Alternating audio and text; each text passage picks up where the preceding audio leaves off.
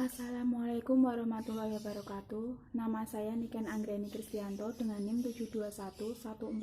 72114199197 dari Rombel Akuntansi B 2019.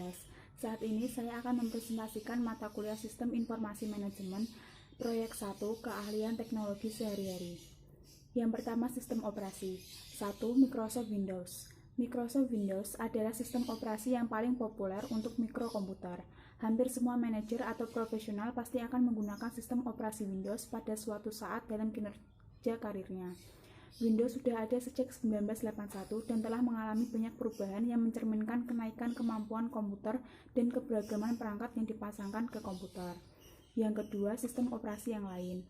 Microsoft bukanlah satu-satunya vendor yang menawarkan sistem operasi untuk mikrokomputer. Apple Computer membuat Mac OS X. Selain itu, komputer mikro standar dari Lenovo, Dell, Gateway, dan lain-lain dapat menggunakan sistem operasi Unix. Unix adalah sebuah sistem open source yang artinya sistem tersebut bebas untuk diduplikasi, digunakan, dan diperbaiki oleh siapa saja. Selanjutnya, peranti lunak aplikasi. Yang pertama, identifikasi. Sangat penting menentukan versi peranti lunak aplikasi pada komputer, karena versi yang berbeda dari aplikasi yang sama, contohnya Microsoft Word, bisa saja memiliki fitur yang berbeda. Salah satu alasan banyak organisasi besar berusaha untuk menstandarisasi peranti lunak aplikasi dan versinya adalah untuk meyakinkan agar semua orang di dalam organisasi tersebut mengerjakan dokumen yang dapat bekerja sama dengan baik. Kedua, pembaruan. Kebanyakan pembaruan aplikasi akan meningkatkan efisiensi operasional aplikasi tersebut. Beberapa pembaruan ini dapat memecahkan masalah-masalah keamanan. Namun, pembaruan jenis ini tidak sering dilakukan, seperti pembaruan keamanan untuk sistem operasi. Ketiga, melacak perubahan. Banyak manajer dan profesional bekerja dalam tim virtual di kantor yang berbeda pada zona waktu yang berbeda dan saling bertukar dokumen, sehingga penting untuk mengetahui anggota tim mana yang membuat perubahan dan pada waktu kapan. Keempat, perlindungan sandi. Para manajer seringkali menyertakan sebuah lembar kerja atau dokumen pada sebuah email.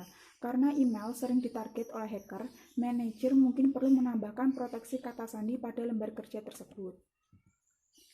Selanjutnya, virus dan spyware.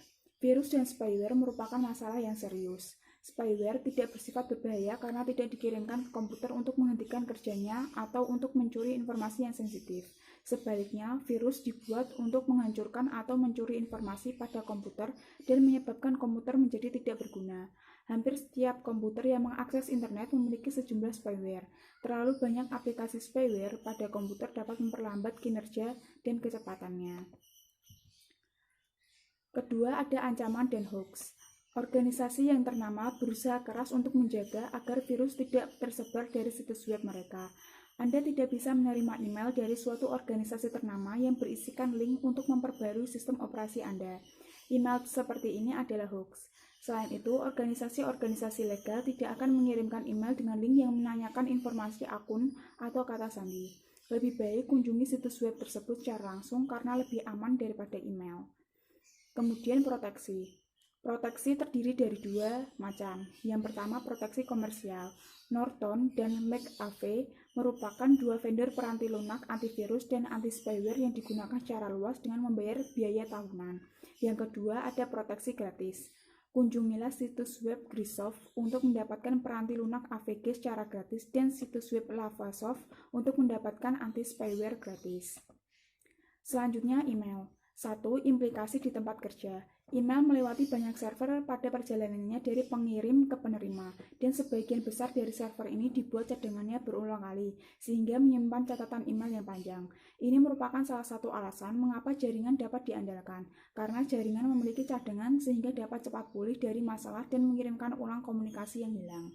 Kedua, etika email di tempat kerja.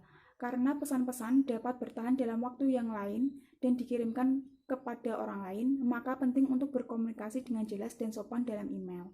Jangan pula mengirimkan email yang terlalu panjang. Jangan pernah merasa yakin bahwa email yang kita kirimkan kepada seseorang tidak akan pernah dikirimkan kepada orang lain. Email adalah pernyataan tertulis yang dapat bertahan lama dan dapat dikirimkan ke banyak orang. Yang ketiga dan terakhir, akun email pribadi. Email pribadi sebaiknya dikirimkan melalui komputer yang Anda beli menggunakan peranti lunak yang Anda beli dan jaringan komunikasi yang Anda bayar. Kebanyakan orang menggunakan sumber daya komputer di tempat kerja untuk mengirim email pribadi. Sementara kebanyakan organisasi memberikan kesempatan untuk menggunakan sumber daya komputer untuk kepentingan pribadi. Tapi Anda juga harus memahami bahwa organisasi tersebut memiliki hak untuk mengawasi bagaimana sumber daya digunakan. Sekian dari saya. Wassalamualaikum warahmatullahi wabarakatuh.